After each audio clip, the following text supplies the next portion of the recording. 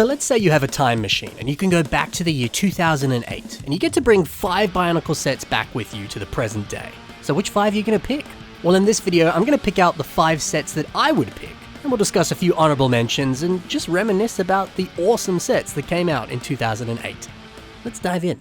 2008 was a pretty solid year for LEGO. This was the year that we got the first Indiana Jones LEGO sets, and hey, that theme only recently came back as well.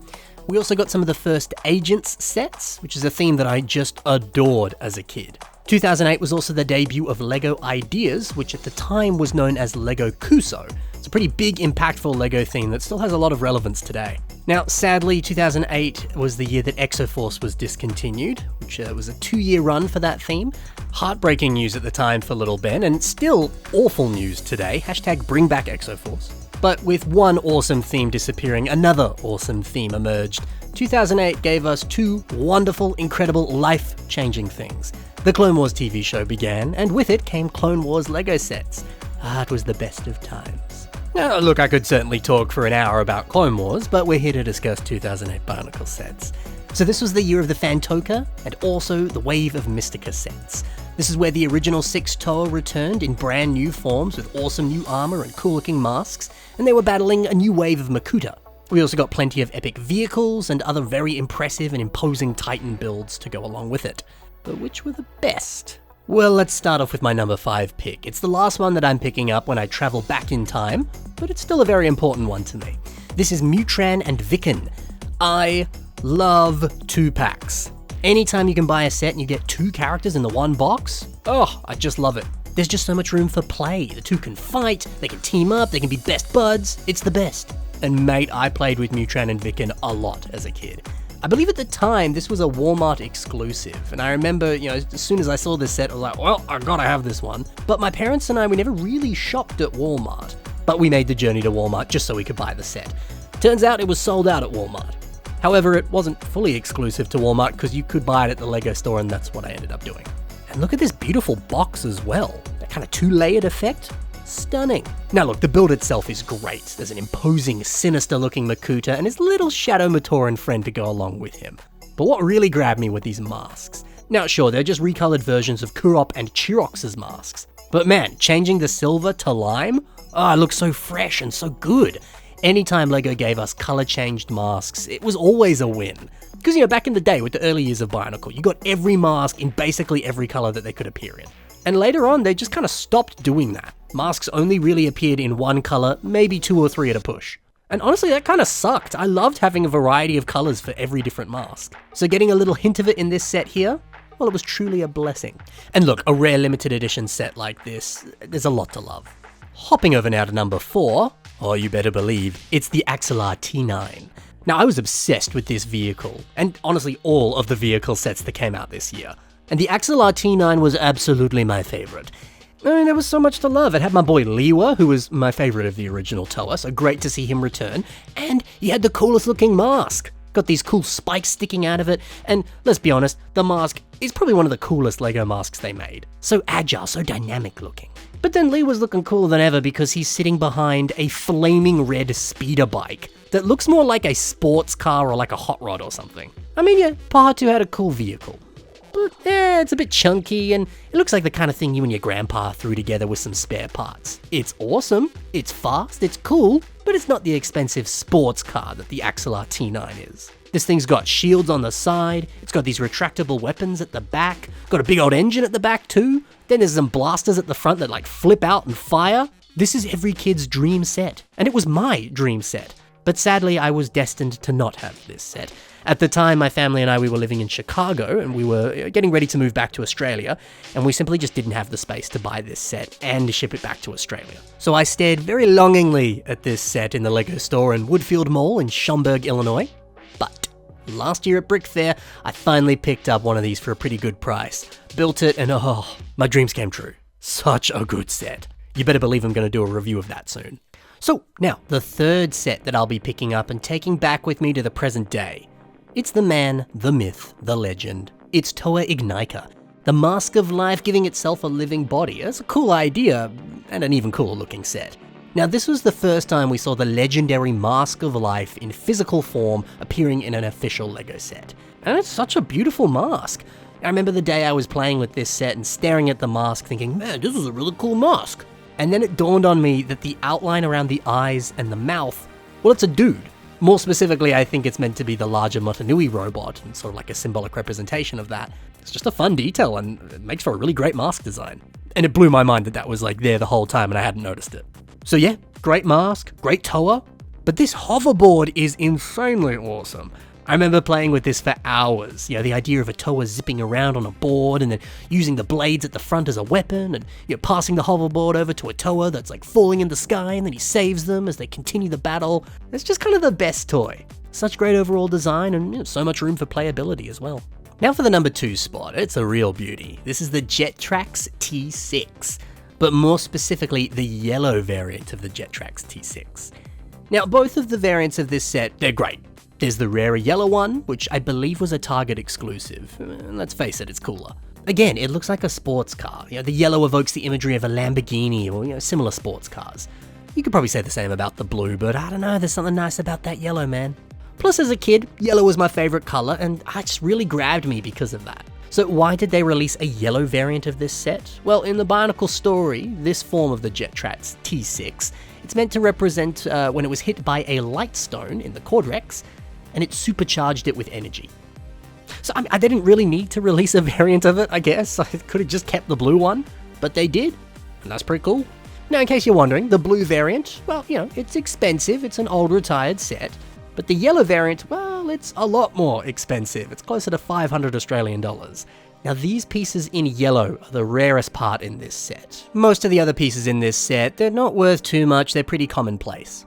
However, these rare shields, well, they're not actually exclusive to this set in yellow. They appear in many other sets in many other colors, but they're not that expensive. The yellow ones, though, they appear in yellow in the Titan Motunui set, which, guess what, is extremely expensive.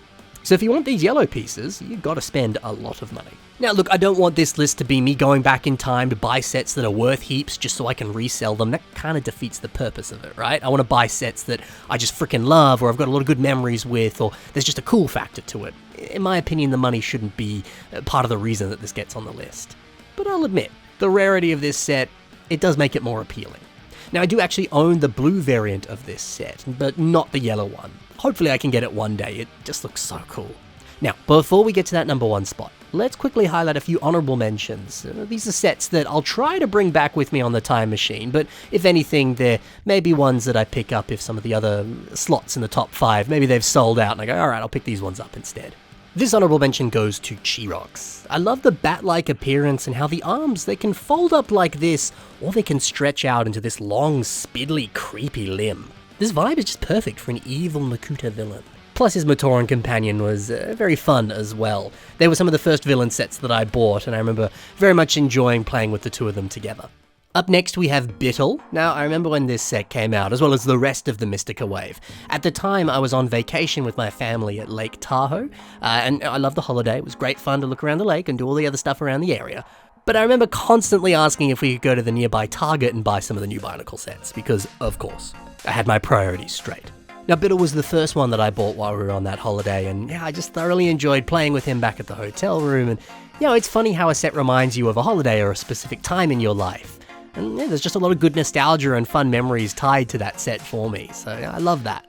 But also, hey, cool bug look, lovely looking mask, and some awesome weapons. Bittle's great. Another honorable mention now goes to Makuta Ikarax. So this is a set that I never bought, but I still would love to own it one day. Now, I believe this was the same Lake Tahoe holiday. It might have been a slightly different one, but I believe we were in America. And my family and I, we just had dinner, and across the road was a Toys R Us. So, of course, we went across to Toys R Us. And I remember as I was walking over, I was like, all right, I hope they have Makuta Ikarax. That's what I want to get. And I remember walking in, and I believe I could see Makuta Ikarax on the shelf. And so I was like, cool, I'll go in, I'll grab that, we'll buy it, on out, and back to the hotel. But before I could actually enter the store, the staff stopped me and said, no, you can't go inside because there's just been a fire in the store and we're in the process of fixing the damage. But Makuta Ikarax was right there and there was no fire damage on the set whatsoever. So it's because of that fire that I never owned this set. Oh well, maybe one day. Okay, the second honorable mention now, we move over to Liwa Fantoka. So this was the first Bionicle set that I bought in 2008, and I bought it along with Tunma, the Matoran companion, as well. Now, I loved Liwa's new color scheme, and I thought this mask was just stunning, and this sword with that cool lightning running through it. Wow. This honestly is just one of the better looking Toa sets that we got, and I just kind of wanted to give him a shout out because it still holds up today and looks incredible. And honestly, I think there's a real magic to the very first set that you buy of a brand new wave of Bionicle sets. Learning about the new pieces, discovering a new story, and playing with the new gimmicks or other play features and stuff. That's just so magical, so a lot of good memories tied into that just because of just how good this wave was, and a lot of that is encapsulated in Liwa, at least for me. The final honorable mention now belongs to Pahatu.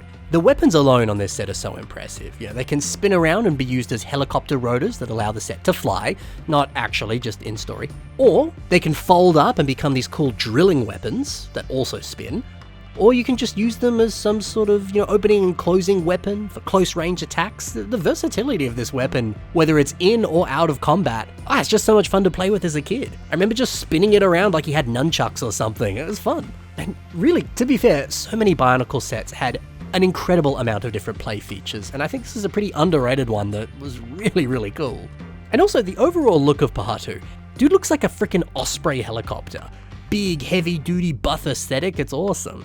He also kind of shares a similar color scheme to the discontinued Osprey Lego set that they made, so hey, cool stuff. Alright, but now for that number one spot. Now this is the first set that I'll be picking up when I travel back to 2008.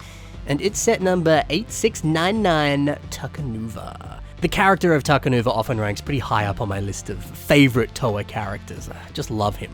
And this is kind of like a definitive version of him that poured all of the coolness of the character into an incredible and beautiful build.